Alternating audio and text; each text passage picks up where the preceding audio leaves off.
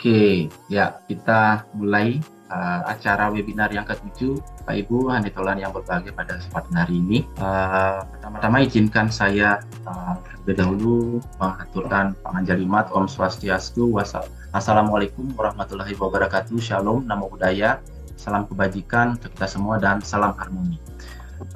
Baik Bapak Ibu, teman-teman dan handitolan yang berbahagia pada kesempatan hari ini. Hari ini kita akan kembali lagi mengadakan webinar yang ke-7. Tentunya webinar ini tak kalah menarik dengan webinar sebelumnya, dan pembicara kita saat ini adalah Bapak Aditra. Nah, mohon izin sebagai pembuka bahwa acara webinar ini tentunya adalah bagian dari program kami dari kelompok riset sains data, di mana pada kegiatan hari ini tujuannya adalah untuk sharing ilmu pengetahuan harapan kita semua, sehingga kita mendapatkan insight terkait dengan ilmu pengetahuan yang akan kita gunakan nanti ke depannya untuk berbagai bidang domain. Selain itu juga kita dari kelompok riset data science tentunya membuka peluang untuk Bapak Ibu semuanya untuk melaksanakan kegiatan kolaborasi penelitian. Nah, tentunya kelompok riset data science ini memiliki beberapa anggota. Saat ini anggota yang sudah tergabung itu ada sekitar 11 anggota, dan mudah-mudahan kedepannya kita bisa menambah anggota baru lagi dan memperkuat dan mempertajam riset-riset kita di bidang data science. Nah, untuk menyebarkan informasi kegiatan webinar dan informasi-informasi lainnya, kami juga memiliki beberapa situs, yaitu website ada, kemudian ada media sosial di YouTube dan di Facebook. Nah, harapan kami Bapak Ibu, teman-teman semuanya dapat menyimak dan mendapatkan informasi-informasi update dari kami melalui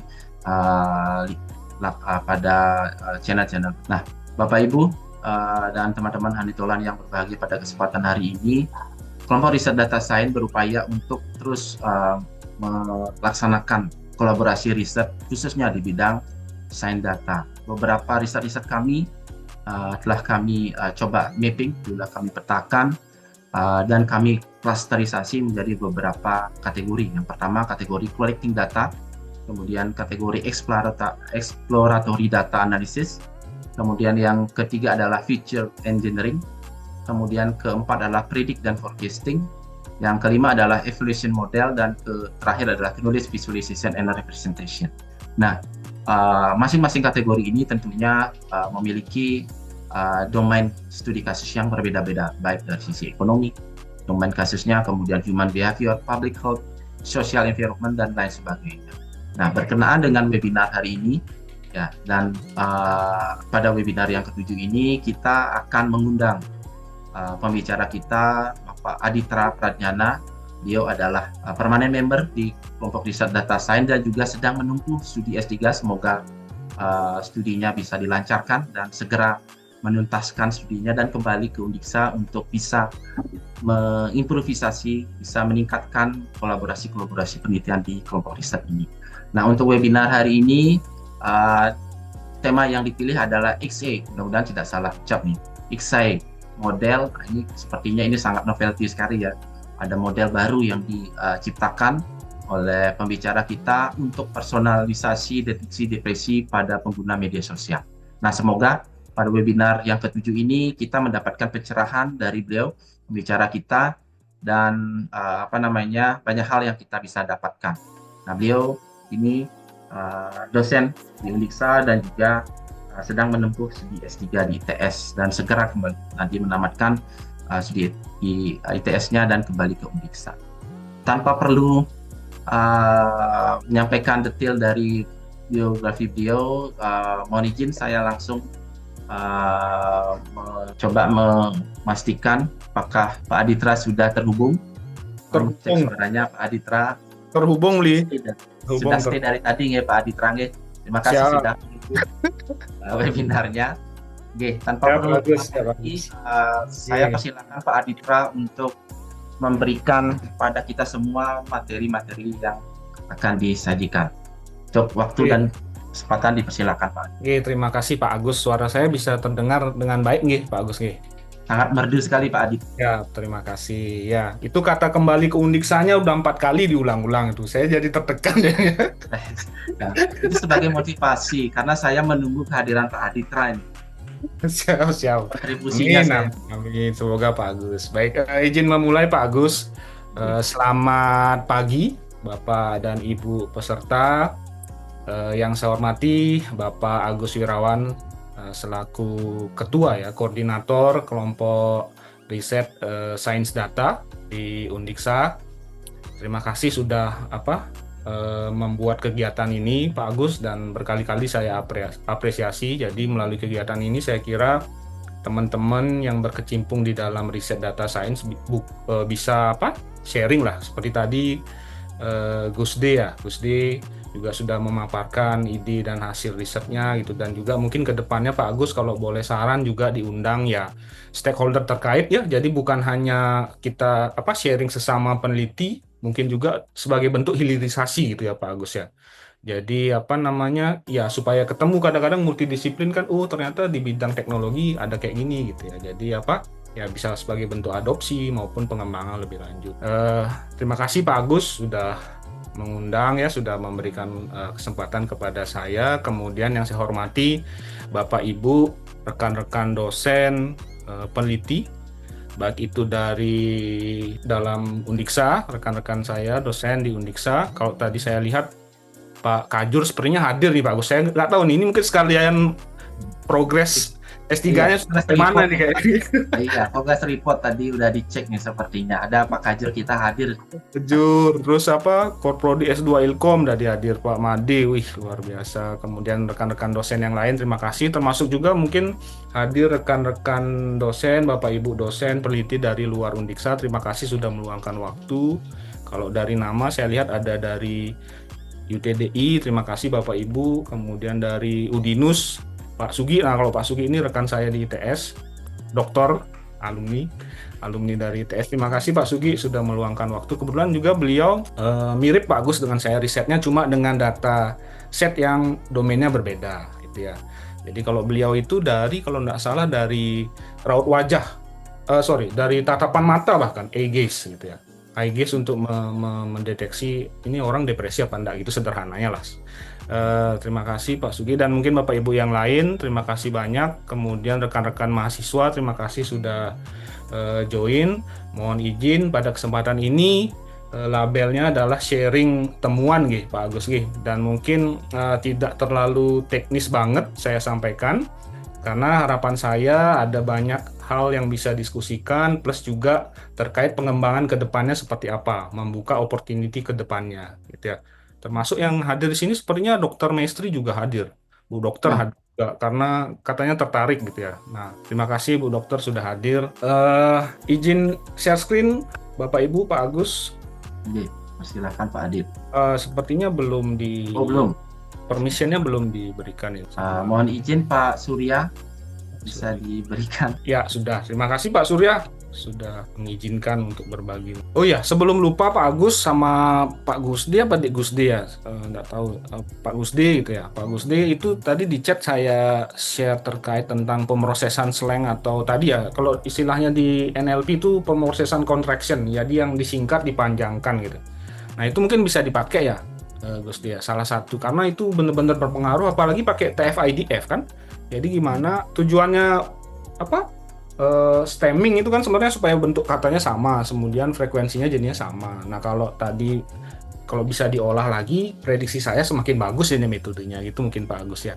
Apa tadi yang bentuk singkatan, misalkan yang sering itu kan tidak disingkat TDK gitu, belum BLM atau kalimat-kalimat gaul lainnya. Nah, itu saya juga ada pakai soalnya, dan itu saya share CSV-nya. Jadi sebenarnya tinggal main cocokan biasa gitu. Mungkin bisa sebagai tahapan pre-processing untuk bisa menambah akurasi dari metodenya. Nah, itu mungkin bisa dicoba. Untuk mengatasi singkatan tadi Pak Adit berarti nggih. Iya, benar Pak Agus ya. Kalau di bahasa Inggris, kalau di Python itu udah ada library-nya, tinggal dipakai. Cuma bahasa Indonesia kan memang agak susah lah, karena dia termasuk low resource kan domainnya. Jadi salah satunya pakai metode kamus seperti itulah. Jadi bisa dicocokkan, ada di kamus, di convert jadi kepanjangannya. Jadi bisa lebih cocok lagi, akan dianggap kata yang sama jadinya dengan yang sudah ada. Mungkin itu ya sharing juga. Nah, baik Bapak Ibu, mohon izin untuk menyampaikan penelitian yang sedang saya lakukan. Seperti yang tadi saya sampaikan, mungkin saya ingin menyampaikan bagian idenya, kemudian temuan-temuannya. Jadi harapan saya mungkin dari apa yang saya sampaikan itu bisa menggambarkan penelitian, termasuk kira-kira peluang riset ke depannya ada di mana gitu ya. Dan besar harapan saya mungkin dari Bapak Ibu ada masukan terkait mungkin ya di luar domain ini juga saya kira sangat mungkin gitu ya, terkait apa yang sedang saya lakukan. Jadi judul paparan saya kali ini itu adalah EXAI gitu ya, model untuk personalisasi deteksi depresi pada pengguna media sosial. Jadi paparan saya awali mungkin dari alasan dulu ya. Jadi kenapa sih kok penelitian saya fokusnya di deteksi depresi? Yang pertama tentu saja terkait tentang isu kesehatan mental. Nah, apalagi kalau generasi sekarang Bapak Ibu Gen Z gitu ya, dikit-dikit wah sakit mental gitu ya. Mentalnya bermasalah gitu ya. Nah, itu sedang memang naik daun, dan dari WHO pun itu sudah menyebutkan bahwa ya menjadi isu kesehatan secara global. Kalau berbicara masalah kesehatan mental sebenarnya bukan hanya depresi Bapak Ibu.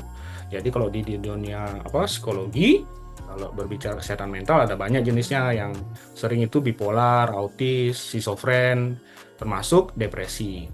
Kemudian kenapa saya fokusnya di depresi? Karena memang dari sebagian besar kasus di kesehatan mental itu yang paling banyak terjangkit adalah depresi. Kemudian selain itu kalau berbicara masalah kesehatan mental apalagi depresi, itu impact-nya bukan hanya masalah mental tetapi juga ke kesehatan fisik gitu ya. Di sini sudah ada kardiovaskular, termasuk imun, termasuk penyakit lambung mungkin ini ya.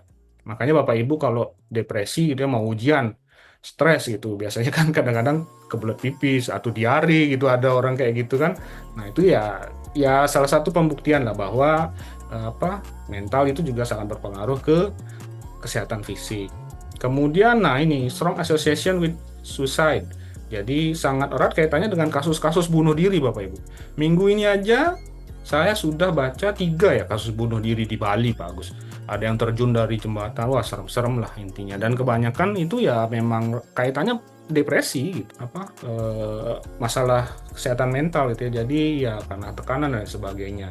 Kemudian kalau berbicara masalah kesehatan mental, yang jadi permasalahan masih secara global, bukan hanya di negara maju ya, termasuk di negara berkembang apalagi, itu adalah treatmentnya yang masih sangat kurang ya. Treatmentnya karena memang di sebagian masyarakat kesehatan mental ini masih diabaikan gitu ya, masih fokusnya ke kesehatan fisik ya.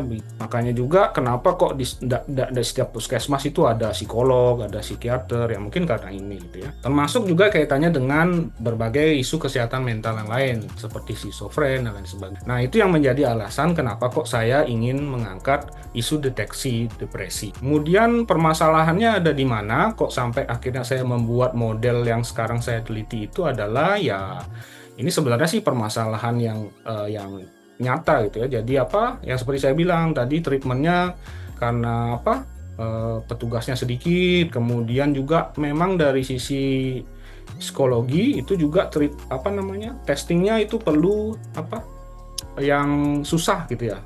Kalau orang itu mau dites dia depresi apa enggak, prosedurnya dari interview, ngasih kuesioner, termasuk mewawancarai teman-teman atau keluarganya gitu ya, untuk tahu kira-kira dia ini ada isu di kesehatan mentalnya seperti apa. Termasuk juga sebenarnya dalam diri kita sendiri Bapak Ibu teman-teman. Jadi biasanya kan kita kalau ada sesuatu itu kalau udah kaitannya dengan psikolog takut gitu ya. Ya karena sosial stigma, kalau saya bilangnya di sini sosial stigma gitu ya. Jadi kalau orang psikolog udah dianggap lah bermasalah nih, kayaknya mau gila dia gitu, makanya ke psikolog gitu.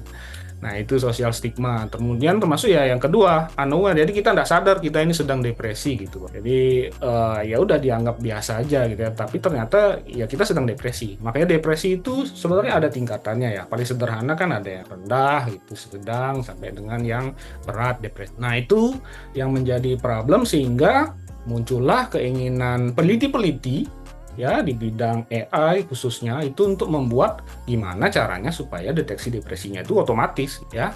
Nah, kalau terkait dengan hal ini sebenarnya fokusnya ada 3. Pertama itu adalah early detection.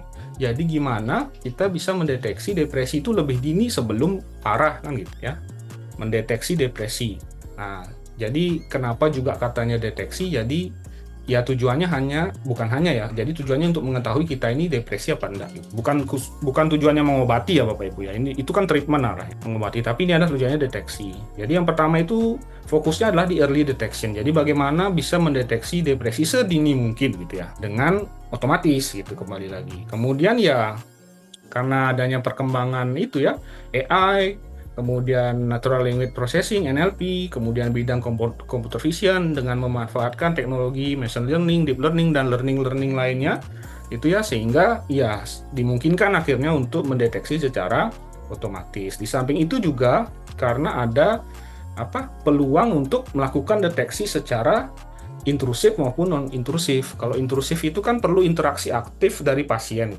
Misalkan contohnya mendeteksi depresi dari EEG. Nah, itu juga banyak Pak Agus dan Bapak Ibu. Pak Agus kebetulan kayaknya EEG kan. Nah, kalau EEG kan pasiennya perlu dipasangin alat. Nah, itu intrusif berarti. Intrusive depression detection. Termasuk peluang-peluang untuk melakukan non-intrusif. Termasuk yang riset saya sekarang. Riset saya ini termasuk non-intrusif Bapak Ibu teman-teman. Jadi, tidak secara aktif melibatkan pasien. Jadi, kalau dari sisi risiko, tentu risikonya lebih rendah, tetapi memang kalau dikaji lebih dalam, kalau secara akurasi ya tentu kemungkinan besar yang intrusif yang lebih bagus gitu ya, karena memang fokus ke dalam pasiennya. Cuma memang arahnya saya nanti, makanya tadi dibaca di depan itu adalah personalized gitu ya, jadi memang spesifik ke personal usernya gitu harapannya. Jadi tidak mainnya global untuk monitoring dan lain sebagainya, tetapi spesifik ke user, personal usernya. Kemudian, berkaitan dengan bagaimana automatic depression detection ini bekerja, tentu akan sangat terkait dengan sumber datanya maunya dari mana gitu ya, sehingga bisa melakukan deteksi depresi otomatis. Yang pertama dari tentu saja clinical report gitu ya, clinical report, riwayat kesehatan pasiennya. Kemudian hari hasil interviewnya, misalkan saat konsultasi dengan psikolog atau psikiater, ada catatan interviewnya. Nah, itu bisa kita analisis, termasuk kalau ada rekaman percakapannya, itu kita bisa analisis. Dan banyak penelitian-penelitian sudah menggunakan data source ini Bapak dan Ibu. Tetapi ya memang masih sangat terbuka untuk mengimprove akurasinya maupun aspek-aspek lainnya dalam memanfaatkan data ini, termasuk video recording gitu ya. Bagaimana tingkah lakunya saat diwawancara gitu misalkan, kemudian termasuk facial expressionnya, ekspresi wajahnya. Nah, itu yang tadi diteliti sama Pak Sugi sepertinya, dari facial expression, dari tatapan mata dan sebagainya. Dan dari EEG, nah ini Pak Agus banget lah ini EEG, kalau nggak salah Pak Agus di emosi gitu Pak Agus nih. Nah, itu emosi itu nanti nextnya sebenarnya depresi Pak Agus, bisa dilanjutkan gitu ya Pak Agus ya. Nah, Jadi bisa berkolaborasi nanti Pak Aditnya. Siap, pasti lah Pak Agus. Kemudian dari heart rate-nya, detak jantungnya, nah itu juga bisa digunakan sebagai data untuk mendeteksi depresi ya Bapak Ibu. Termasuk sebenarnya data-data lain sebenarnya mulai bermunculan, sampai yang saya gunakan adalah sosial media Bapak. Kenapa kok sosial media? Ya tentu sebenarnya ada keuntungan, ada kelebihan dan kelemahannya Bapak Ibu. Tetapi kenapa saya memilih sosial media? Karena memang arah dari penelitian saya di akhir itu adalah ke monitoring sebenarnya. Jadi saya berusaha memetakan sederhananya daerah-daerah di Bali, daerah mana yang gejala depresinya sangat tinggi gitu sederhananya Bapak Ibu. Dan daerah mana yang kira-kira pada saat ada isu reaksinya lebih tinggi yang menyebabkan depresi di daerah mana. Nah, itu harapannya bisa saya deteksi. Nah, itu benar-benar ending dari penelitian saya. Dan yang saya lakukan inginnya menggunakan pendekatan non-intrusif tadi. karena berkaitan dengan apa? Kemudahan peneliti lah kalau dari saya supaya tidak banyak interaksi dengan pasien gitu ya. Jadi ya saya pilihnya yang sosial media, kemudian Indonesia juga pengguna sosial media yang sangat tinggi dan ya akhirnya saya memilih sumber datanya dari media sosial gitu ya. Baik, kalau berbicara tentang eh, tantangannya ada di mana dan peluang-peluang risetnya di bidang ini ada di mana Bapak Ibu? Nah, saya mungkin bisa rangkum jadi 4. Yang pertama itu dari model deteksinya. Nah, kalau saya lihat tadi penelitiannya Gus D di awal ya itu kan memang fokus juga masalah modelnya. Nah, sampai sekarang di kasus domain depresi ini masih banyak penelitian-penelitian yang berusaha tujuannya ningkatin akurasi deteksinya gitu sederhana. Jadi gimana membuat model, apalagi hadirnya kalau di NLP itu hadirnya apa? Model-model yang LLM, ya, apa kawan-kawannya GPT, kemudian BERT dan lain sebagainya. Nah, itu juga membawa peluang gimana caranya supaya mendapatkan akurasi yang baik gitu. Jadi yang dikembangkan adalah model deteksinya. Kemudian yang kedua itu adalah scope dari earliness-nya gitu ya. Jadi bagaimana model itu bisa mendeteksinya lebih dini. Nah, cepet-cepetan nih modelnya gitu ya. Banyak model yang bagus tetapi harus ngumpulin data panjang dia baru bisa deteksi oh ini depresi orangnya. Sementara kalau depresi udah berat banget kan ya udah berarti terlambat lah intinya kalau berbicara early detection gitu. Kemudian selanjutnya itu adalah personalization ini Bapak Ibu. Jadi gimana kalau kita deteksi depresi? Antar orang ini harusnya beda-beda. Walaupun contoh sederhana di dalam sosial media, walaupun ngepost hal yang sama gitu ya. Misalkan apa ya?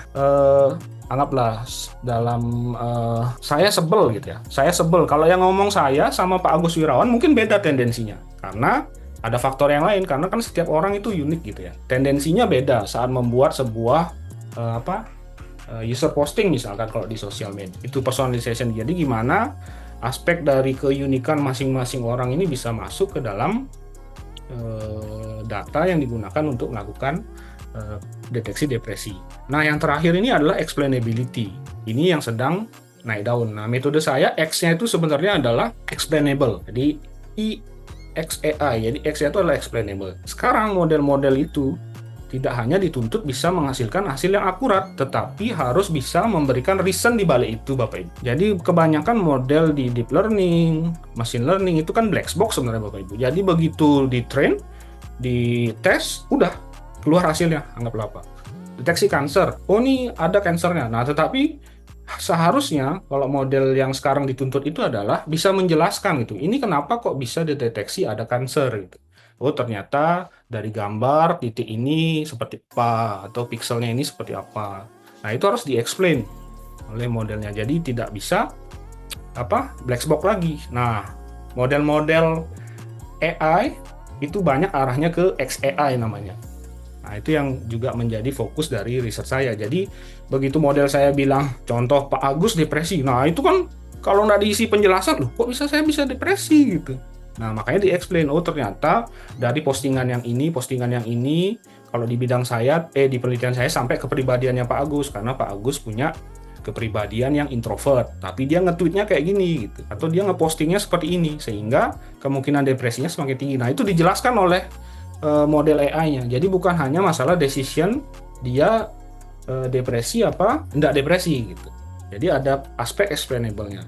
Nah, challenge-nya ada 4 ini yang saya dapat simpulkan Bapak Ibu. Nah, kemudian akhirnya masuk ke personalized depression detection. Jadi kalau berbicara personalized, maka level deteksinya dideteksi user level, bukan posting level. Nah, bukan posting level. Contoh kalau tadi yang disampaikan oleh Gus D itu sebenarnya kan posting level. Mungkin aja satu orang itu memposting berkali-kali kan. Anggaplah seperti itu. Nah, kalau kita mau berbicara deteksinya user level, maka yang diakses adalah levelnya user gitu, bukan kalimat per kalimat yang dimaknai sebagai ini kalimatnya depresi apa enggak gitu, enggak. Tapi user level. Kemudian memasukkan behavior, karena behavior setiap orang itu beda-beda. Ini behavior yang paling sederhana Bapak Ibu. Misalkan adalah number of post gitu ya, berapa kali dia melakukan posting dalam sehari, dalam seminggu. Nah, itu bisa kita jadikan sebuah fitur sebagai untuk memperkaya fitur model deteksi kita, termasuk yang direct post. Nah, direct post itu maksudnya kalau kalau di sosial media kan ada yang kita sifatnya apa ya?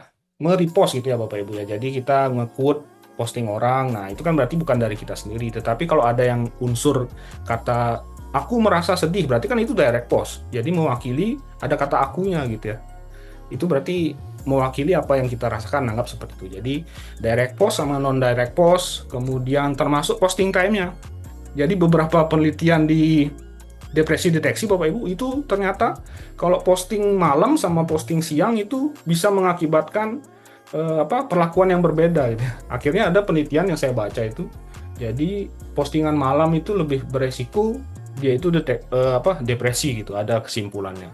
Jadi setelah dia coba modelnya ternyata postingan yang diposting malam itu punya weight bobot yang lebih besar dibandingkan postingan yang diposting siang hari gitu. Jadi kalau kita mengakuisisi data sosial media selain teksnya, tetapi kan juga ada time-nya gitu ya. Nah, itu bisa kita ekstrak sebenarnya. Jadi kita tahu ini postingnya diposting siang, malam, apa-apa gitu. Dan itu ternyata berpengaruh. Ada juga yang menganalisa itu. Nah, kalau saya itu menambahkan satu lagi, yaitu user personality. Jadi saya menambahkan sebuah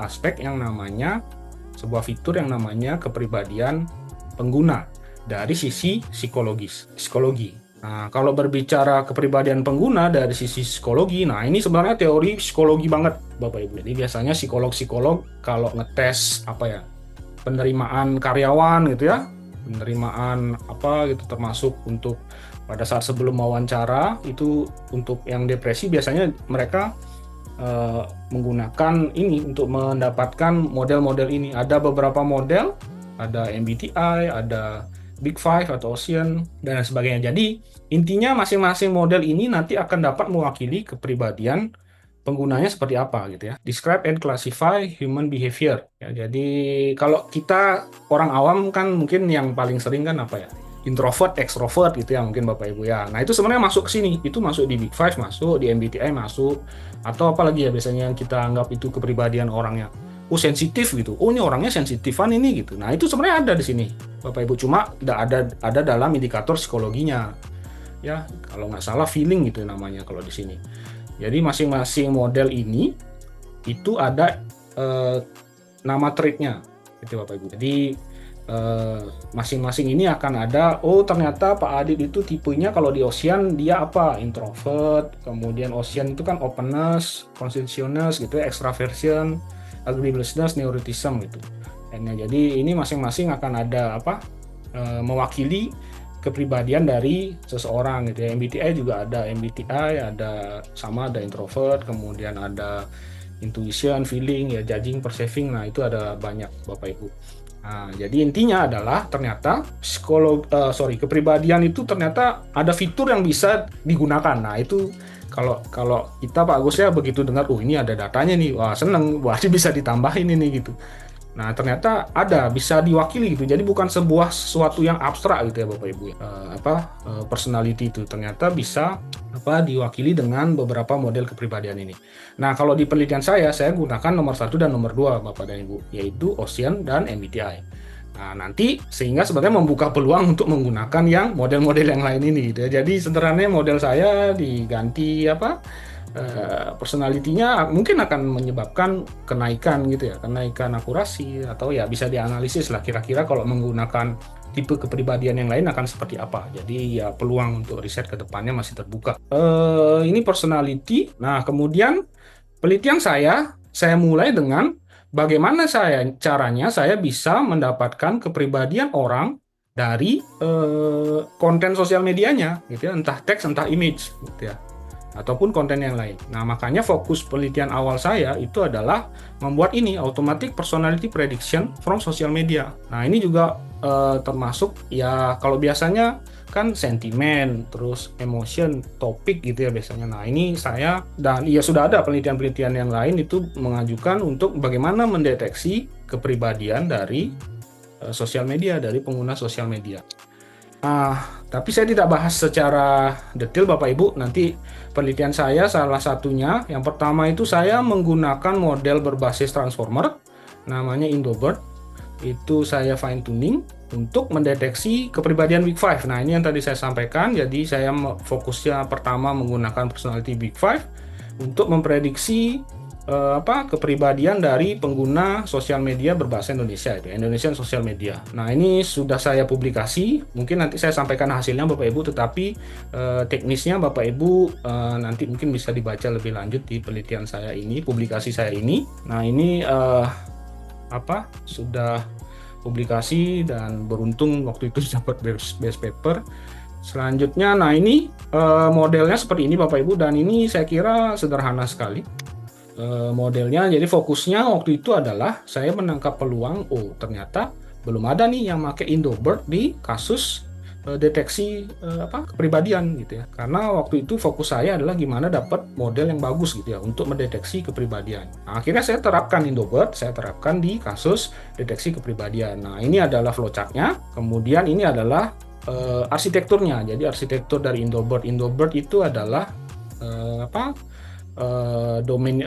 cabangnya dari Bird gitulah sederhananya, yang sudah ditrain dengan menggunakan dataset dari domain bahasa Indonesia. Sehingga kalau kasus saya ini berarti saya gunakan pre-train. Jadi ini saya terapkan di kasus untuk untuk deteksi depresi model Ocean atau model Big Five.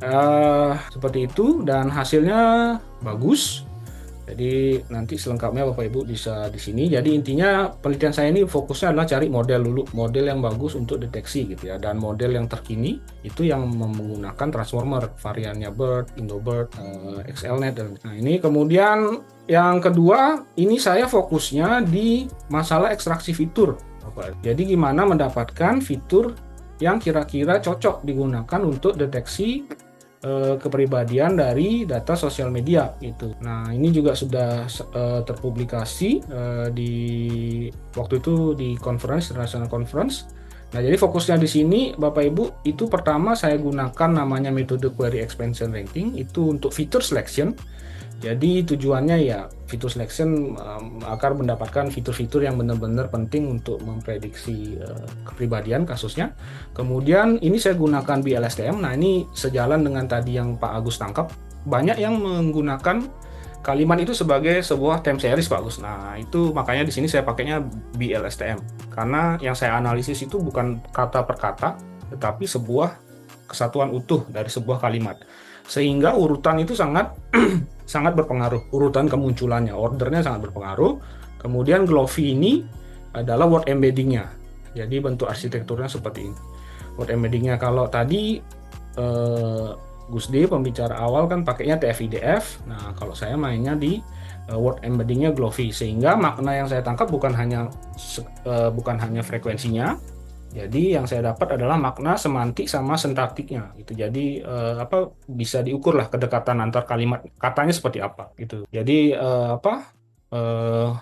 saya bisa mendapatkan itu. Kemudian selanjutnya juga di sini saya lakukan balancing. Salah satu metodenya kan Smoothe. Sebenarnya saya uji juga dengan metode balancing yang lain, random oversampling, undersampling, Smoothe. Smoothe juga banyak ada variansinya Bapak Ibu.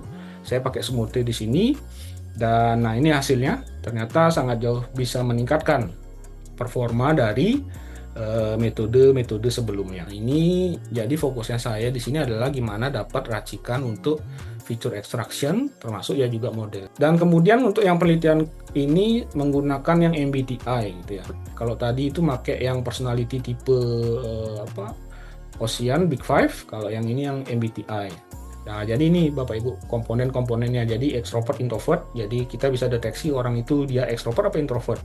Kemudian dia tipenya sensor apa intuitif. Kemudian thinker apa feeler. Kemudian judger apa perceiver. Nah, Bapak Ibu sebenarnya kalau mau deteksi MBTI ini banyak ada angket online-nya. Jadi bisa dicoba supaya tahu kira-kira Bapak Ibu tipe kepribadian MBTI-nya apa. Nah, ini sudah bisa mendeteksi akurasinya itu untuk mendeteksi tertera di tabel ini. Bapak Ibu. Ya, kira-kira itu ini publikasinya Bapak Ibu. Jadi secara teknis ada di sini. Kemudian, nah setelah saya mendapatkan ini sebuah model yang bisa deteksi depresi, nah selanjutnya baru saya berfokus ke bagaimana melakukan personalisasi depression detection-nya gitu ya, mendeteksi depresinya. Setelah saya bisa mengetahui secara otomatis kepribadian pengguna, Kemudian gimana caranya mengetahui dia depresi apa enggak, dengan berbekal tadi kepribadian penggunanya. Akhirnya saya membuat model EXAI ini. Jadi I-nya ini adalah ensemble, explainable AI. Jadi ada proses ensemble-nya. Kemudian untuk personalisasi depresi deteksi di sosial media user. Jadi tahapannya seperti apa? Ya, pertama itu adalah pengembangan bagaimana dari kepribadian itu akhirnya bisa menjadi sebuah tambahan pengetahuan gitu sederhananya Bapak Ibu untuk melakukan deteksi orang ini depresi apa enggak. Bukan hanya sekedar dari konten yang diposting di sosial media, tapi tergantung dari kepribadiannya. Karena hipotesis saya sama seperti tadi, orang yang tipe introvert sama sederhana ini misalkan, orang tipe introvert sama extrovert melakukan posting sesuatu itu seharusnya tendensinya beda gitu ya. Orang extrovert mungkin kebiasa memposting banyak gitu ya. Nah, saya lapar, saya kebingungan gitu misalkan. Tapi kalau orang introvert, posting saya kebingungan gitu, seharusnya dimaknai berbeda. Nah, itu hipotesis saya waktu itu. Kayaknya akhirnya saya teliti gimana kepribadian ini bisa berpengaruh bisa digunakan sebagai pengetahuan tambahan dalam meningkatkan deteksi depresinya. Nah, kemudian juga saya gunakan ensemble teknik. Ini saya ingat sekali juga dapat inspirasi waktu riset sharingnya dengan siapa itu Pak Agus ya, tentang ensemble lah waktu itu. Pak siapa ya? Ya, ensemble learning apa itu? Ya, Oh ini dapat diskusi Pak Fahri. Fahri. Nah, benar kan beliau juga kayaknya pakai ensemble kasus apa gitu.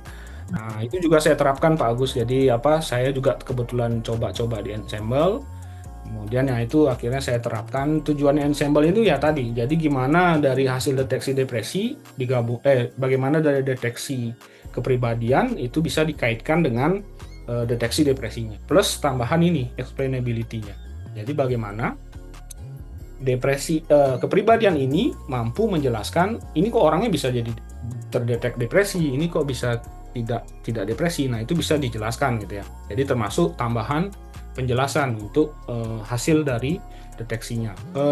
Secara teknis ini sudah saya publikasikan Bapak Ibu. Jadi di Elsevier kemarin. Jadi sudah online. Jadi Bapak Ibu kalau teknisnya nanti bisa dibaca lebih lanjut di sini. Mungkin yang saya bahas temuannya ini di online social network and media di Elsevier Q1. Nah, ini modelnya seperti ini Bapak dan Ibu. Jadi intinya adalah ya tadi. Jadi bagaimana satu alur ini itu dilakukan untuk deteksi depresi dari kontennya ya. Kemudian yang satu lagi ini adalah usaha untuk melakukan prediksi depresi tadi. Nah, cuma memang di kasus saya ini saya tambahin untuk deteksi yang namanya, judul saya kan ini ya, ada namanya sentiment polarity pattern. Jadi selain personality trait, itu juga saya menambahkan sebuah fitur lagi yaitu namanya sentiment polarity pattern. Jadi bahwa sentimen itu kalau Bapak dan Ibu sering di sentimen analisis kan positif, negatif, netral gitu ya, polarity-nya lah, polarity kalimatnya. Tetapi kalau berbicara tentang makna, sebenarnya kasus pola dari sentimen setiap kalimat itu ternyata mengandung sebuah pengetahuan. Contoh, dia tiba-tiba setelah kontennya itu positif, tiba-tiba langsung jeblok ke negatif gitu ya. Nah, itu sebenarnya ada sesuatu kan.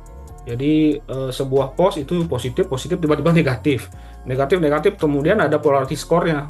Jadi negatifnya berapa gitu ya. Jadi ada weight-nya lah, bobotnya. Nah, itu saya ekstrak dari Feather ini namanya, Feather Lexicon. Dan ini tinggal pakai kalau di Python Bapak Ibu, sudah ada library-nya Feather Lexicon. Jadi saya dapat sentimennya, kemudian saya polakan gitu ya. Jadi supaya dapat polanya sebuah posting seseorang ini seperti apa. Jadi polanya tiba-tiba misalkan tadi positif, kemudian tiba-tiba negatifnya dalam sekali, kemudian netral, lagi negatif, semakin dalam negatifnya. Nah, itu ada makna lah menurut saya waktu itu untuk kasus kesehatan mental ini, depresi ini. Kemudian ya tambahin tadi MBTI tadi. Jadi yang saya propose di sini adalah ini keseluruhan plus ini, yaitu hybrid random forest BLSTM. Jadi ini juga saya kembangkan, tujuannya adalah bagaimana dari kepribadian dan pattern polarity tadi, ya sentiment polarity pattern tadi itu bisa digunakan sebagai fitur untuk melakukan depresi deteksi. Kenapa pakai random forest? Karena kan dia sebenarnya tidak berkaitan gitu ya. Kalau LSTM itu kan datanya sebaiknya sekuensial. Jadi dia harus ada ordernya. Nah, sehingga di sini saya pakai untuk yang apa? Untuk yang sentiment pattern ini dia akan masuk ke BLSTM-nya dulu gitu.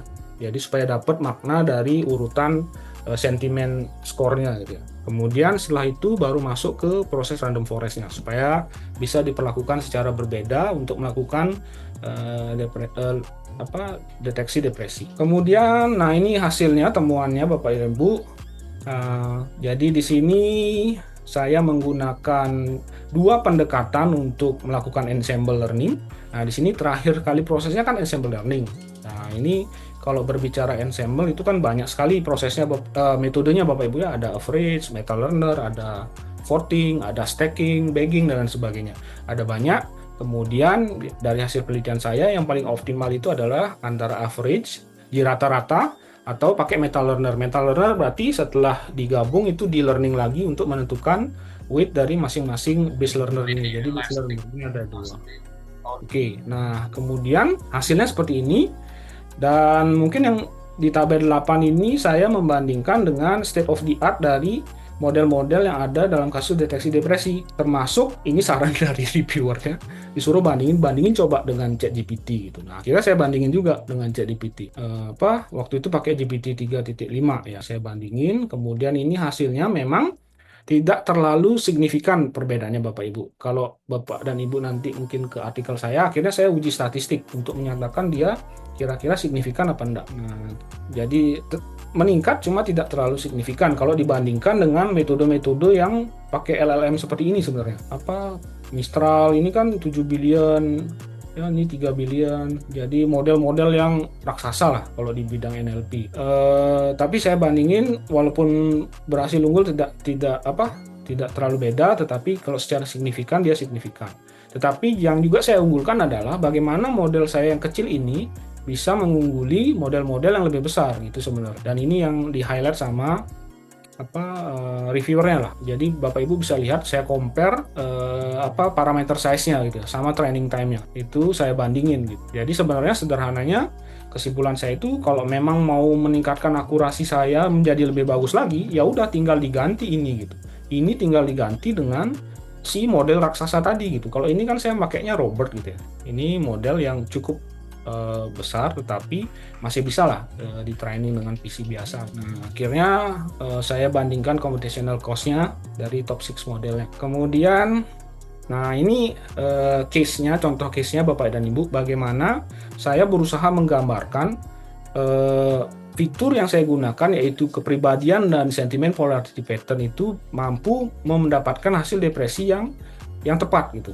Nah, ini kalau yang nggak pakai dia salah, itu sederhananya. Tetapi kalau pakai kepribadian, pakai fitur personality, nah itu akhirnya mendapatkan deteksi yang akurat. Di sini saya berikan case, kemudian ada pembahasannya sebenarnya. Jadi ini kenapa? Karena ada pengaruh dari kepribadian dan sentiment polarity pattern. Nah, yang juga jadi temuan utama dari penelitian saya itu adalah bagaimana sih keterkaitan antara kepribadian dengan depresi yang terjadi di pengguna sosial media. Nah, ini saya gambarkan dalam heat map seperti ini, Bapak dan Ibu. Jadi ini yang menggambarkan bagaimana dari model yang saya hasilkan, saya berusaha menggambarkan keterkaitan antara masing-masing tipe kepribadian dengan kejadian depresinya. Nah, Bapak Ibu, contoh paling simple lah, misalkan ini. Ini adalah introvert extrovert personality trait.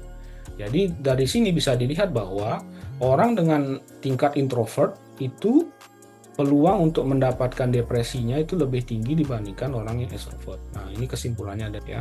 Individual dengan introvert gitu ya, itu lebih mudah untuk memendam perasaannya gitu ya, sehingga ini ada alasan-alasannya. Ini temuan ini saya kaitkan dengan temuan-temuan yang ada di psikologi. Nah, ternyata sejalan Bapak Ibu. Nah, itu yang jadi kesimpulan saya. Jadi memang sejalan ini temuan dari hasil ekstraksi data saya dengan bidang psikologi. Nah, itu yang jadi temuannya. Jadi sehingga bisa meningkatkan akurasi deteksinya. Nah, ini untuk personality yang lain. Dan ini masih menggunakan MBTI yang tadi Bapak. Kan tadi ada banyak model personality. Kemudian dari aspek explainability-nya, saya sedikit kembali ke framework yang tadi.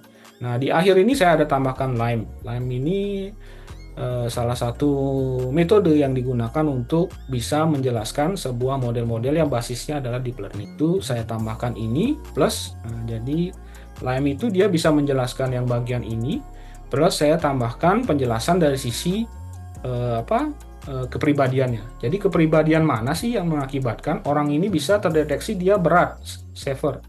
Ini juga saya tampilkan probabilitiesnya dari LIME langsung, sehingga orang itu bisa tahu, oh dia berat tetapi peluangnya segini sebenarnya, 0,76 gitu ya. Moderate segini, not depression segini.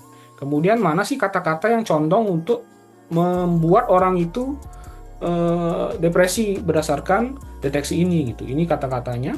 Kemudian ini juga saya tampilkan terkait kepribadian yang berhasil diekstrak, yang mana yang mengakibatkan orang itu dia dideteksinya depresi dari model automatic model yang saya kembangkan ini. Ya ini.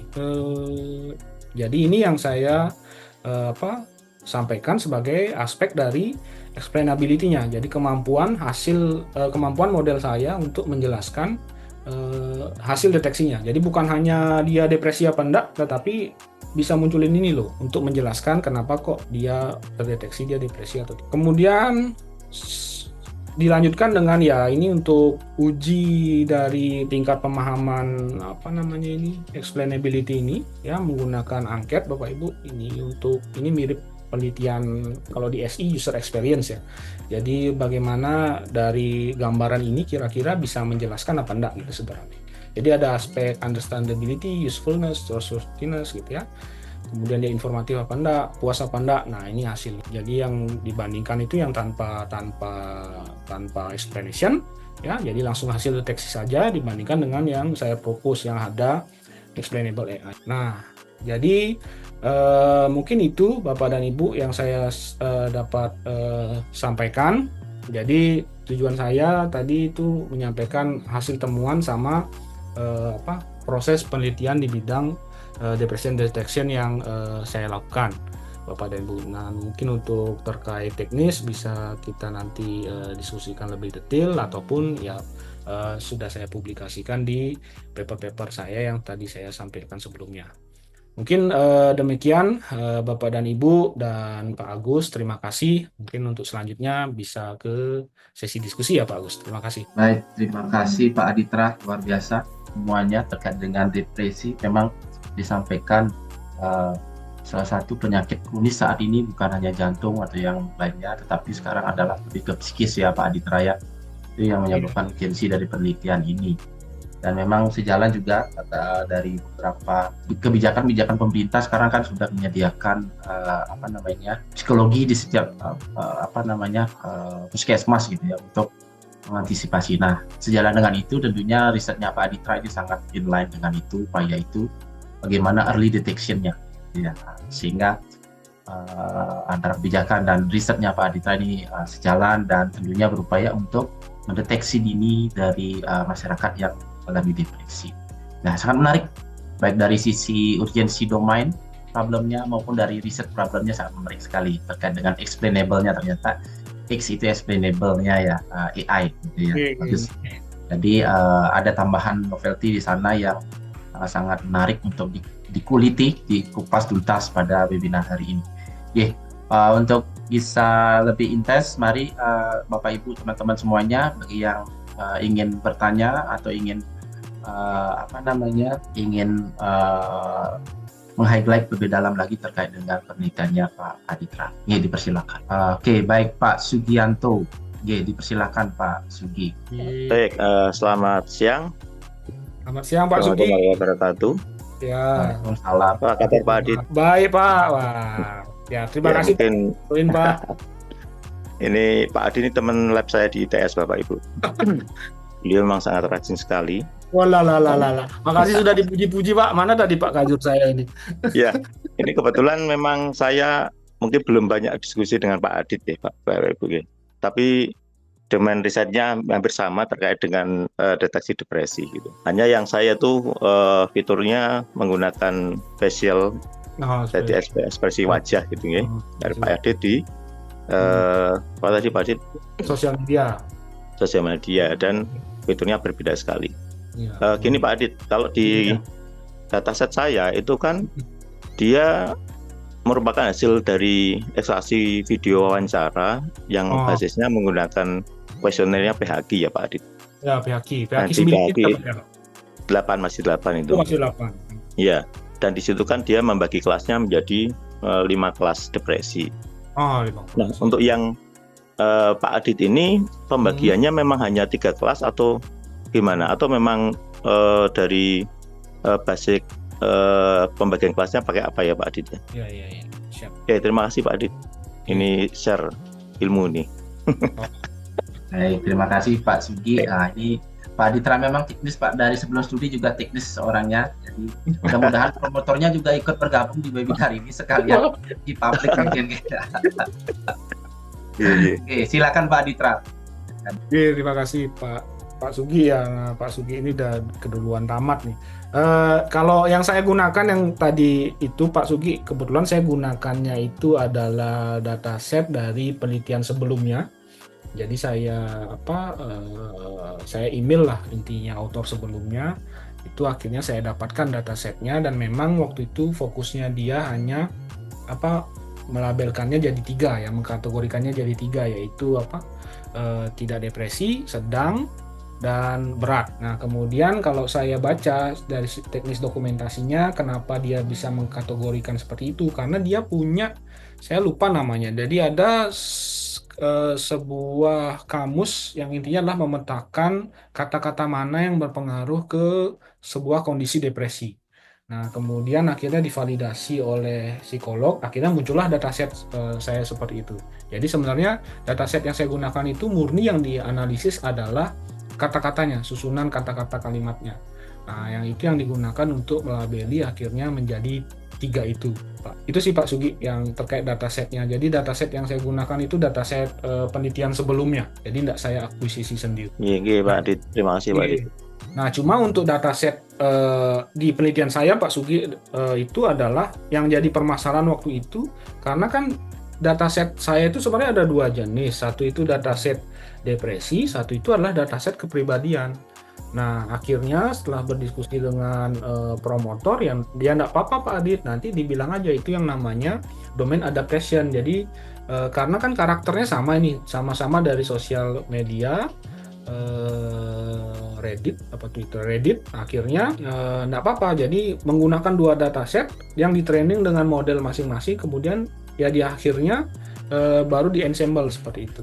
Jadi dataset saya sebenarnya ada 2, sama-sama dari media sosial, tetapi yang satunya itu berlabel kepribadiannya, satunya lagi berlabel depresinya. Nah, akhirnya dengan tahap tadi domain adaptation itu hasil learning dari model yang saya training di dataset kepribadian, saya gunakan untuk melakukan learning di dataset depresi.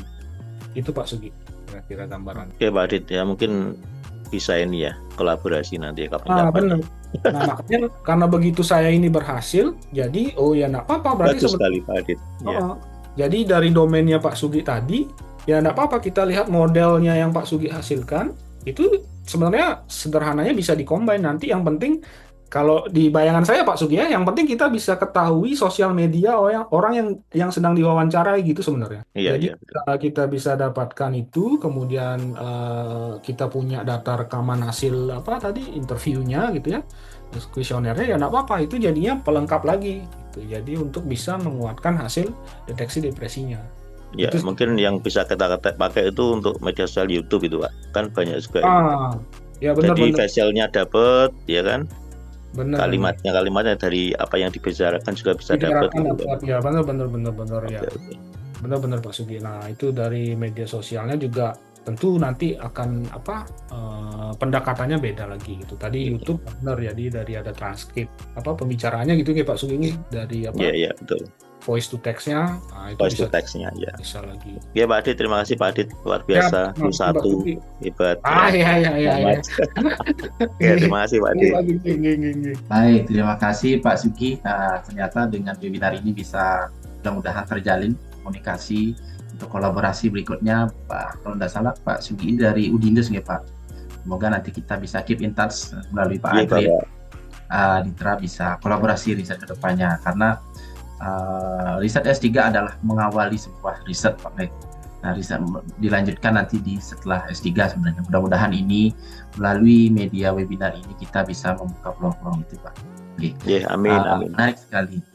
Tadi ternyata ada peluang. Yang satu mungkin Pak Adit menggunakan dataset berbasis teks gitu ya, dengan kategori yang satu personality, yang satu adalah depresi. Nah, sekarang dengan adanya studi kasusnya Pak Sugi dengan tipe data yang berbeda, yaitu berbasis image gitu ya mungkin, dan tentunya juga ada teksnya. Nah, itu mungkin bisa memperkaya lagi hasanah modelnya dan dampak lainnya. Mungkin bagus sekali, menarik sekali kira-kira ini. Ya, sangat menarik nanti untuk kita terkait dengan ensemble-nya. Dan proses personality trait-nya juga menarik, tadi ada Ocean ya Pak ya. Gitu. Oke, selanjutnya dari Putu Agung Ananta Langresen. Putu Agung Ananta, dipersilakan. Selamat pagi Pak Agus dan Pak Aditra. Suaranya bisa didengar nggih? Jelas nggih. Oh, baik. Terima kasih sebelumnya. Jadi mungkin saya sangat tertarik mungkin dengan penelitian Pak Aditra nggih. Karena di sini saya dari awal mendengarkan saya belum tahu apa inputan dari ke sistemnya. Oh, ternyata teks mungkin sangat berhubungan dengan penelitian saya. Jadi kalau saya bisa tangkap di sini dari penelitian Pak Aditra ini kayak sentimen analisis, namun dari inputannya itu ditambah metadata dari postingan dari user itu seperti waktu dia posting, dan yang terakhir yang paling penting user personality. Dari user personality itu Bapak ekstrak dari penelitian sebelumnya mungkin ya, seperti itu saya tangkap. Nah, yang saya mau tanyakan itu adalah dari diagram yang Bapak gambarkan tadi tidak ada proses stemming Pak. Apakah proses stemming itu bisa mengurangi hasil akurasi dari user personality atau deteksi depresinya Pak? Karena dari yang saya tahu itu kan proses normal untuk NLP itu ada stemming, white space dan lain sebagainya. Apakah stemming itu mempengaruhi hasil depresi? Dan kemudian pertanyaan yang kedua itu adalah saya mungkin lebih ke bertanya yang ya Pak, mungkin kayak bimbingan mini nih. Saya punya di penelitian saya itu saya menarik suatu hipotesis. Penelitian saya itu berjudul adalah modifikasi modifikasi BM25 untuk sistem rekomendasi skripsi seperti itu Pak. Jadi saya memodifikasi metode BM25 dengan hipotesis adalah skripsi abstrak. Suatu skripsi itu biasanya disusun dengan pola deduktif atau enggak induktif. Jadi posisi kata yang penting itu biasanya ada di depan dan di belakang dari paragraf. Jadi posisi itu sangat penting dalam mendeteksi konten suatu abstrak atau dari suatu penelitian itu. Jadi saya tambahkan di sana nilai posisi di BM25-nya. Nah, hipotesis saya itu hanya berupa kata-kata, Pak. Apakah perlu dibuatkan model matematika atau bagaimana nantinya saat di tahap ujian itu saya mau mengatakan bahwa hipotesis saya ini benar loh, seperti itu dengan hasil penelitian saya seperti itu, Pak. Mungkin Bapak bisa mengelaborasikan pertanyaan saya dengan lebih baik, Pak. Oke, maaf sebelumnya, Pak. Terima kasih. Siap. Oke, terima kasih Pak Putu Agung Ananta Wijaya. Oke, tadi yang pertama terkait dengan stemming Pak Aditra. Tadi apakah itu dapat berdampak? Ya, dan di tempat di risetnya Pak Adit, modelnya Pak Adit itu tidak ada stemming sepertinya. Kemudian pertanyaan kedua, ini berkaitan dengan konsultasi ya, menggunakan Batchmatch 25 untuk dasi skripsi. Mohon nanti pencerahan ini Pak Adit terkait dengan pertanyaan. Dipersilakan Pak Adit. Ya, terima kasih Agung. Nah, pertama itu masalah preprocessing lah ya. Jadi Agung mempertanyakan, Pak, kenapa kok nggak ada stemmingnya, atau ya kenapa kok nggak di-convert jadi root word-nya gitu ya, Agung ya, jadi kata dasarnya. Nah, itu sebenarnya kalau kita berbicara di ranah pemrosesan teks, itu antara processing, feature extraction itu harus sejalan dengan model yang kita gunakan. Jadi karena model saya ini menggunakan yang basisnya adalah transformer based language model, itu memang tidak disarankan malah melakukan stemming. Itu malah akan mengurangi akurasinya. Itu bahkan fitur extraction-nya pun tidak ada kan, kalau tadi Agung cermati, karena memang dia fokusnya itu adalah pre-train. Sederhananya fitur extraction-nya sudah ada di dalam modelnya. Sama kalau pakai CNN itu kan sebenarnya tidak ada fitur extraction yang benar-benar kita bisa pisahkan dari modelnya gitu. Nah, tetapi kalau Agung menggunakan model-model yang spesifik yang memerlukan sebuah fitur extraction, nah itu sekarang dilihat lagi modelnya itu kira-kira fitur yang akan Agung gunakan tuh kira-kira berpengaruh nggak kalau kita menggunakan word stemming apa enggak gitu ya. Contohnya misalkan tadi fitur extraction-nya menggunakan TF-IDF. TF-IDF itu kan sederhananya kita menghitung frekuensi dalam sebuah kalimat dibandingkan dengan kemunculan di kalimat-kalimat yang lain. Kalau kita tidak melakukan stemming, maka kata-kata yang ada imbuhannya kan kemungkinan akan dianggap kata yang berbeda.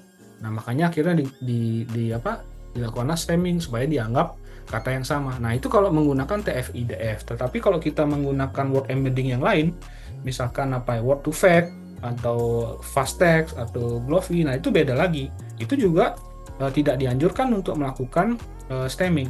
Tetapi pertanyaan seperti Agung tadi itu sebenarnya ranah penelitian gitu. Sederhananya ya diujikan aja gitu ya, Agung ya. Nggak apa-apa. Jadi diujikan yang dengan stemming, diujikan yang tanpa stemming. Dalam penelitian itu kan ya udah kita punya hipotesis, oh ini stemming kayaknya perlu nih ya dicobakan.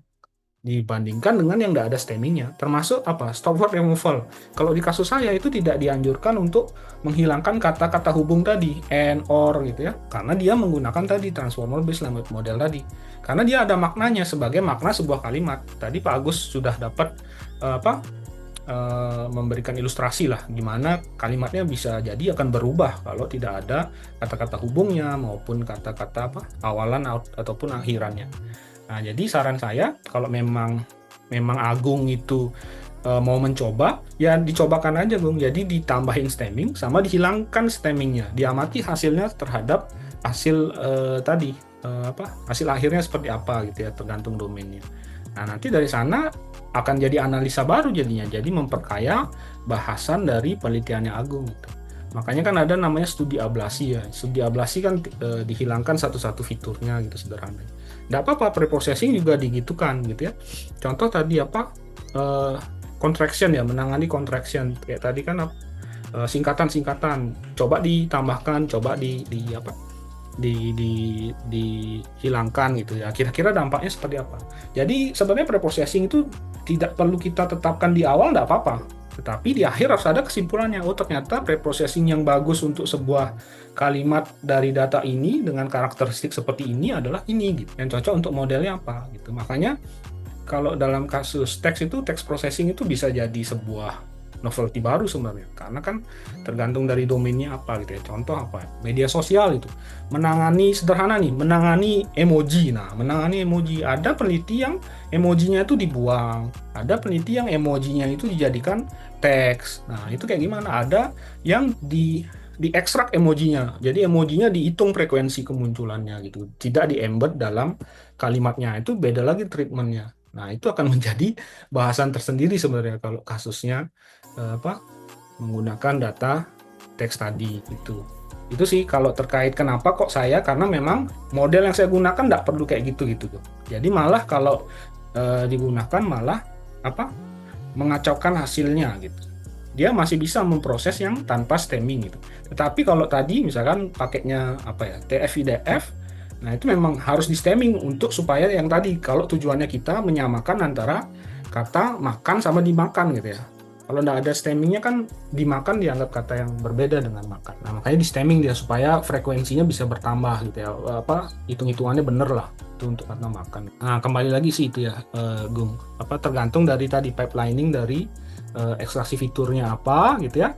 Kemudian tadi modelnya apa? Model yang mau digunakan jenisnya apa? Apakah AAV bias kah ataukah LSTM atau apa? Itu sih Gung jawabannya untuk yang pertama. Nah, untuk yang kedua saya agak sedikit miss Pak Agus, apa ya tentang tadi base matching yang untuk Base penentuan matching itu menggunakan fitur base matching dengan metode base matching. Kira-kira nanti untuk mengimplementasikan itu perlu diformulasikan tidak untuk mengetahui bagaimana alur kerjanya seperti itu, seperti yang tadi saya tangkap dari Pak Adit. Iya ya. Sepengetahuan saya base matching itu kan pengembangannya TF-IDF, bener ya Gung ya? Saya juga mohon diskusi sama Gung nih, bener ya kalau sepemahaman saya. Jadi dia kan memang ada formulanya untuk menghitung skor base matchingnya, bener ya Gung ya? Pak, base matching itu pengembangan TF-IDF. Jadi Bener. penambahan poinnya itu secara logaritmik. Kalau TF-IDF itu linear Pak. Bener. Ya bener kan, dia kan tadi ya pengembangannya dari TF-IDF, bener ya Gung ya? Jadi kan memang ada formulanya, bener ya Gung ya? Benar Pak. Bener. Nah, kemudian permasalahannya bagaimana menyusunnya secara matematis gitu ya. Tujuannya menyusun secara matematis gimana Gung? Enggak, maksudnya gini Pak. Jadi di TF-IDF itu kan posisi kata itu tidak diperhitungkan. Terus saya punya hipotesis atau pengembangan lah Pak, atau kontribusi saya itu adalah menambahkan weight atau bobot posisi kata. Jadi query itu dibobotkan dalam perhitungan base matching 25. Terus hipotesis saya itu kan berupa kata-kata saja. Bagaimana nanti waktu bab 4 itu menuliskannya ya Gus ya? Ya, karena itu kan masih berupa paragraf. Jadi saya mengambil bahasa Indonesia itu ternyata polanya di paragraf itu dikembangkan secara deduktif dan induktif. Berarti kata utamanya itu hipotesis saya itu ada di depan, kalau nggak di belakang.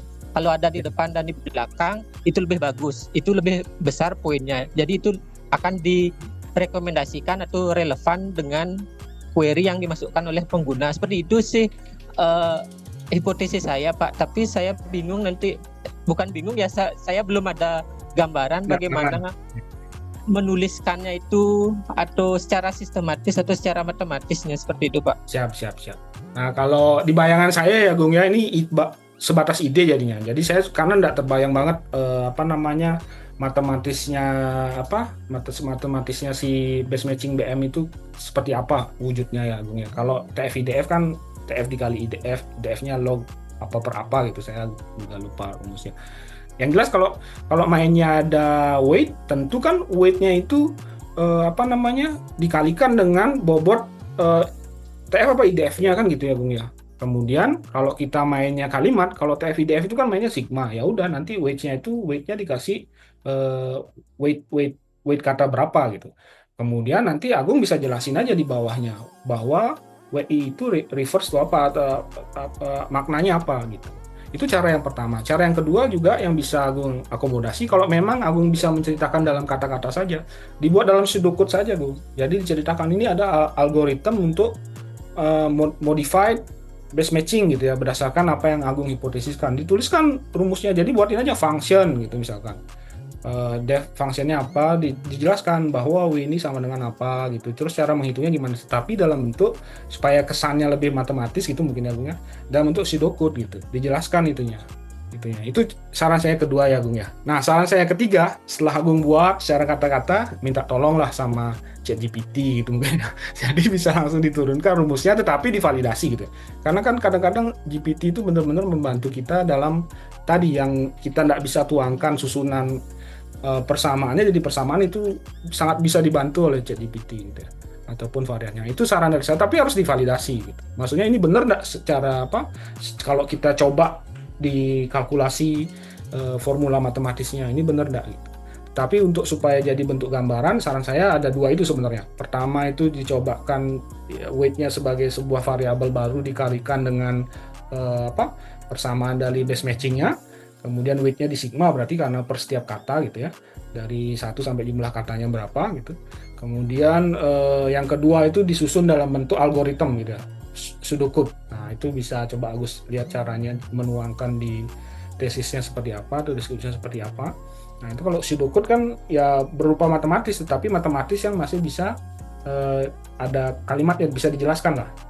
Nah, itu sih mungkin dari saya ya, Gung ya. Nah, sebatas saran supaya bisa dituliskan. Oke, terima kasih Pak Aditra. Nah, sepertinya ada dua hal tadi yang ditanyakan. Yang pertama dari sisi fitur extraction, fitur analisanya. Ya, memang secara eksplisit ada yang mencantumkan proses fitur ekstraksi, ada juga kalau seandainya menggunakan, khususnya ya pada metode deep learning itu terinclude fitur ekstraksi ya, seperti proses konvolusi itu adalah sebuah proses ekstraksi fitur ya.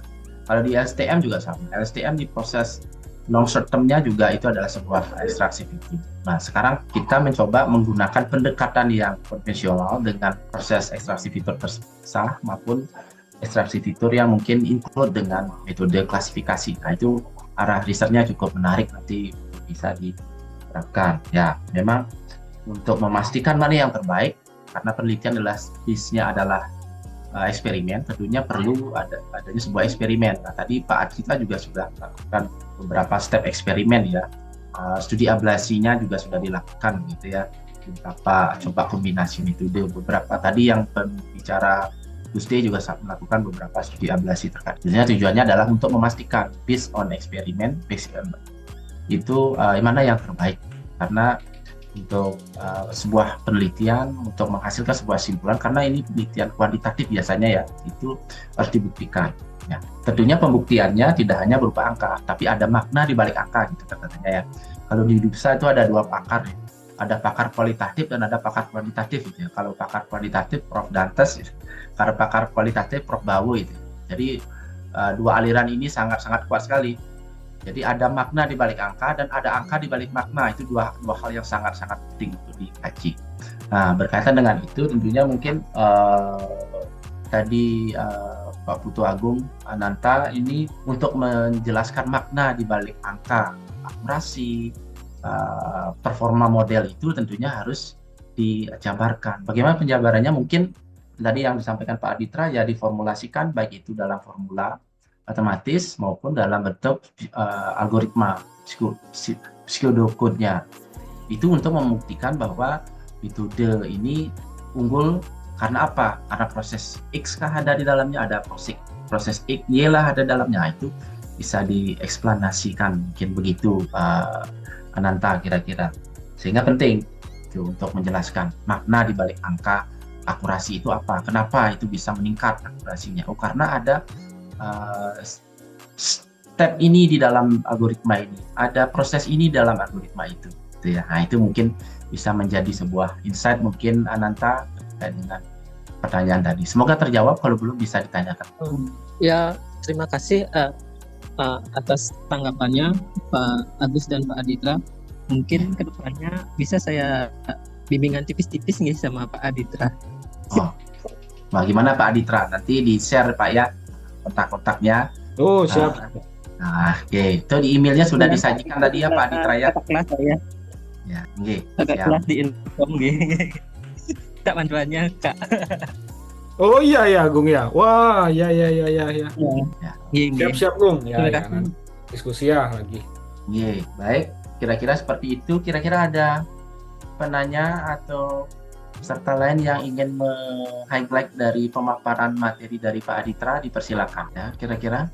Oke, nah sepertinya sudah cukup nih Pak Aditra. Mungkin dari saya terima kasih Pak Aditra sudah meluangkan waktu dan berkenan untuk berbagi. Semoga ini menjadi amal jariah dari Pak Aditra dan bisa bermanfaat untuk kita semua Pak Aditra, dan tentunya doa kita semua agar Pak Aditra dilancarkan studinya dan diberikan kesehatan Pak Aditra. Banyak hal tadi terkait dengan peluang dan potensi yang bisa dikembangkan dalam risetnya Pak Aditra, khususnya pada early detection depresi. Nah, tadi untuk datasetnya itu sudah diujikan di dataset sekunder berarti Pak Aditra ya. Belum diujikan di dataset primer, berarti belum mengujikan dataset primer. Nah, ini penelitian lanjutan Pak Aditra setelah tamat itu bisa dilanjutkan, itu mungkin di sana, itu sangat baik sekali. Dan dikaitkan juga dengan tadi kan terkait dengan beberapa tipe data ya, selain tipe image juga mungkin beberapa tipe sinyal modalitasnya ya dan lain sebagainya. Sangat menarik karena beberapa riset terkait dengan Big Five personality trait itu Ocean itu ranahnya ke sana. Jadi semoga nanti ada inline yang bisa dikolaborasikan. Terima kasih Pak Aditra. Nah, sebagai bentuk apresiasi kami sudah berkenan meluangkan waktu untuk berbagi. Jadi izinkan kami untuk memberikan sedikit ya penghargaan kepada Pak Aditra. Semoga berkenan diterima dan nanti ditunggu kolaborasi kontribusinya di kelompok risetnya Pak Aditra ya. Karena Pak Aditra juga bagian anggota permanen member untuk di KR dan SN. Terima kasih Pak Aditra sudah berkenan berbagi. Pak Gus ya. Terima kasih banyak. Baik Bapak Ibu semuanya, itu tadi sudah pemaparan dan diskusi kita yang cukup menarik dan cukup intens terkait dengan acara webinar kita. Semoga dengan berbagi kita bisa mendapatkan banyak hal yang lebih bermanfaat lagi untuk kita semua. Oke. Sebagai akhir kata, saya ucapkan terima kasih kepada Bapak Ibu, teman-teman semuanya dan Handit Tolan yang sudah berkenan bergabung pada acara webinar hari ini. Mohon maaf tidak ada pantun karena saya tidak menyiapkan pantun dari awal. Belum sempat menyiapkan pantun. Jadi mungkin saya tutup webinar hari ini dengan mengaturkan Param Santi. Om Santi Santi Santi Om. Wassalamualaikum warahmatullahi wabarakatuh. Shalom. Namo Buddhaya. Salam kebajikan dan salam harmoni. Terima kasih semuanya. Selamat beraktivitas di akhir pekan. Terima kasih Pak. Terima kasih Bapak Ibu yang lain. Terima kasih Pak Suki. Terima kasih. Terima kasih dari Bapak Ibu teman-teman dari TDI Jogja ini. Terima kasih sudah berkenan. Sama-sama. Oke, izin live.